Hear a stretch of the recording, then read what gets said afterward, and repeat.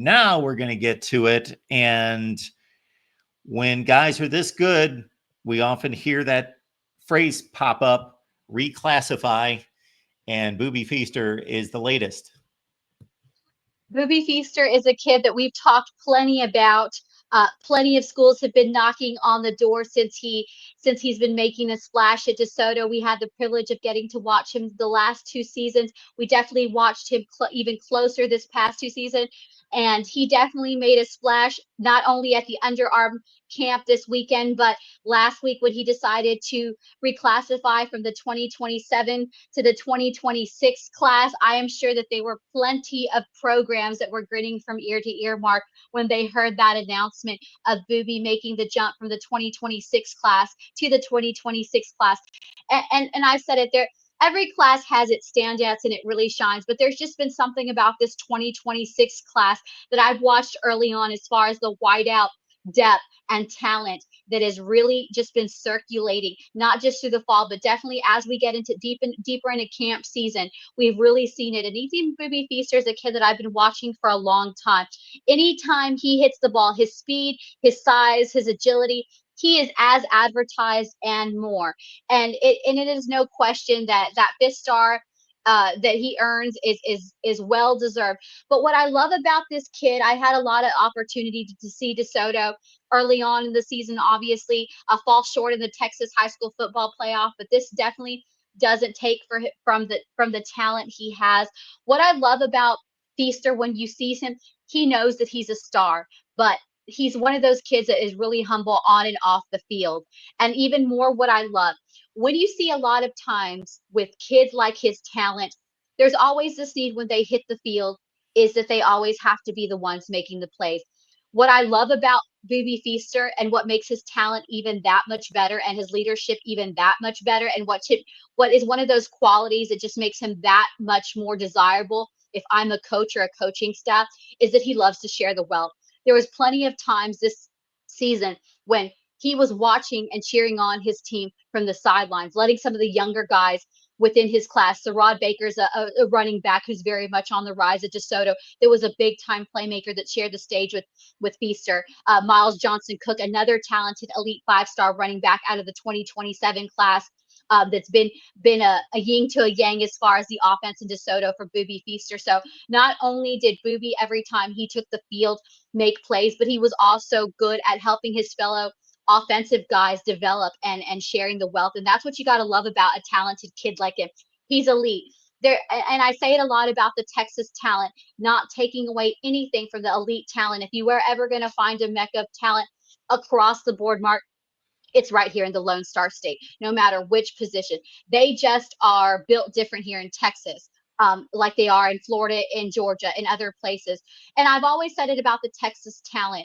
We've seen it in several cases, especially at the quarterback position, that often these guys like Boobie Feaster, who are at elite at such a young age. I mean, he's academically at 2027, but athletically he's about to step it up, and be a junior heading into the season. That this talent doesn't translate when they reach the next level. But I will tell you, if you were ever going to build a roster on young talent, I know that that's always a battle for programs. Do we go to the portal? Do we go build on young talent? But if I'm a coach, if I'm a program, just seeing the growth between the separation that Ethan Boobie Feaster continues to do, whether it is on his field with DeSoto, on the 7-on-7 circuit, and more importantly at these camps that we see him, there's just this immense growth that translates onto the field. I don't think there's ever not been a moment where you don't see this kid get better, and he already is elite. And he's one of those kids, if I were to put him to practice with a college program right now, he could hang and he's going to translate. Again, like I said, not only does he have an elite skill set, but I really believe watching him and observing him, which I often do, as much as I like to go to games to scout kids' talent, another big factor, much like we talked about the NFL, how's this kid's character? How's this kid's relationship with his coach, with his players? And again, I think that's just another remarkable quality that I've observed looking from afar is just how he is around his teammates and how he's willing, despite often most people lining up to go see Feaster, scouts are there to see him. But because of that notoriety that a kid like him with his talent has brought, it has also opened the doors for scouts like us to also see some unsung talent like Sarad Baker and other kids on this field. So again, another big weekend at the regional camp in Dallas by Ethan Boobie Feaster. But again, plenty of programs are on the move with him, looking to knock on the door. The two programs that we know as of now, Mark, that are getting those official visits. Remember, those are the ones that really do count. Those are the all outs, the wine, the dime. Those are the programs that you're really looking that really do have a chance. We're hearing, of course, that USC on June 6th and LSU on June 20th. He's also wanting to look at Texas A&M. Texas A&M is looking to get an official, but he hasn't set the date.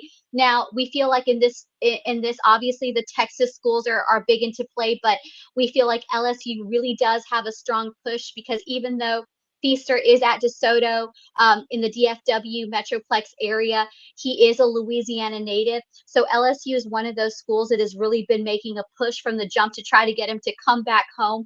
And we know that LSU is doing an extremely good job at really getting Feaster to be seen in his program, really opening the door. So definitely those are some schools to watch.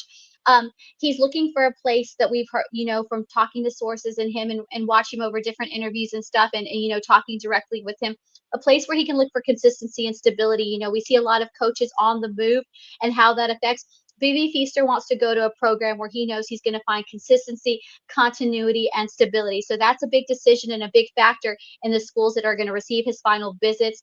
Obviously, SMU's been knocking at the door. Miami and Bama definitely are looking to hopefully bring on his explosiveness, earn an official billet. But again, like I said, he's just one of those players that brings speed, agility, his frame. He checks all the boxes day in and day out. And like I said, I would put that kid and take a bet and a gamble on him on a college football field, and he will step up and he will rise up to the challenge. And the thing about it, again, he's one of those elite kids that he remains humble. He works like he has no stars. Every time that I see him, no matter if it's in a small setting or it's a game situation, or whether he's doing his own coaching with receivers on his sideline, pumping them up and helping them grow, he's always stepping up and rising to the challenge. So again, he's invaluable on and off the field, and it'll be exciting to see who will make the late push to get those final OBs. But definitely the Texas schools are working hard, but we really like what LSU is doing to try to get him back to his native roots and be a Bayou Bengal.